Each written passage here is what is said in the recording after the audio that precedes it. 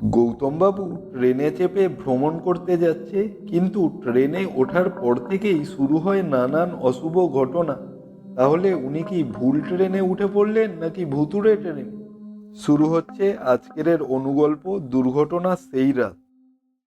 একটু হলেই জ্ঞানেশ্বরী এক্সপ্রেসটা মিস করে যাচ্ছিল গৌতম।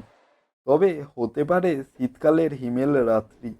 তবে ব্যাপারটা অদ্ভুতভাবে রহস্যজনক। ও ছাড়া কামরায় আর কোনো যাত্রী নেই, আর কামরাটাও কেমন যেন অদ্ভুতভাবে শীতল। সমস্ত জগতের শীতলতা যেন বিরাজ করছে এই কামরায়।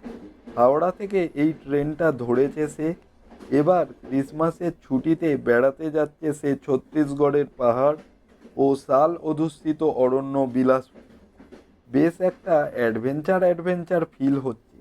কিন্তু সারা কামরাটাতে গুটি কয়েক লোক, তারাই বা এত অদ্ভুত আচরণ করছে কেন? কি এত গোপন করছে তারা?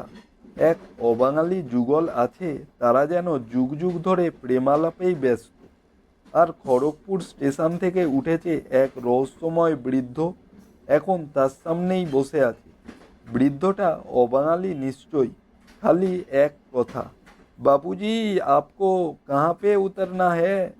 ये रास्ता और आज की रात दोनों ही श्रापित है बाबू, कृपया करके उतर जाइए ट्रेन से। বিরক্তি লাগছিল গৌতমী। মনের মধ্যে এক লালিত স্বপ্ন ছিল, শীতল রাতে শালসেগুনের জঙ্গলের মধ্য দিয়ে এই জার্নি কতই না অ্যাডভেঞ্চারাস হবে। এখন যা দেখা যাচ্ছে সারা আনন্দটাই যেন মাটি হতে চলেছে। কে জানতো এরকম এক বিচিত্র সহযাত্রী লেখা আছে তার ভাগ্যে। বৃদ্ধের আকুতি যেন বাড়ছে, রাগ সীমা ছাড়ছে গৌতমী। সরডিহা স্টেশন পেরোতেই ট্রেনের কামরা প্রচণ্ডভাবে দুলতে শুরু করল, তাতে এক বিশ্রী হকিংয়ের শব্দ। বিরক্ত হলো গৌতম, এরকম তো হবার কথা ছিল না। এতক্ষণ নিজেদের আপদমস্তক চাদর দিয়ে ঢেকে রেখেছিল গৌতমের সাথে ওই কামরায় থাকা যাত্রীরা। এখন তারা সেই চাদর খুলে ফেলেছে। গৌতম দেখছে কারোর চোখ উবড়ে গেছে, কারোর মাথার খুলি বেরিয়ে এসেছে, কারোর মাথার চুলের কাছে চাপ চাপ জমাট বাঁধা রক্ত, কারোর চোখ মুখ এতটাই বিকৃত হয়ে আছে যে দেখলে ভয়ে উদ্রেক হবে। তারা গৌতমের দিকে তাকিয়ে বিকটভাবে হাসতে শুরু করে।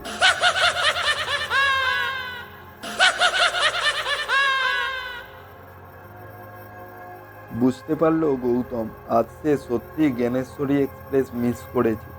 এটা মুম্বাইগামী জ্ঞানেশ্বরী এক্সপ্রেস নয়, এটা সেই অভিশপ্ত জ্ঞানেশ্বরী এক্সপ্রেস। ঠিক 4 বছর আগে আজকের রাতে যার মর্মান্তিক দুর্ঘটনা ঘটেছিল এই সরডিহা আর খেমাশুলির মাঝখানে।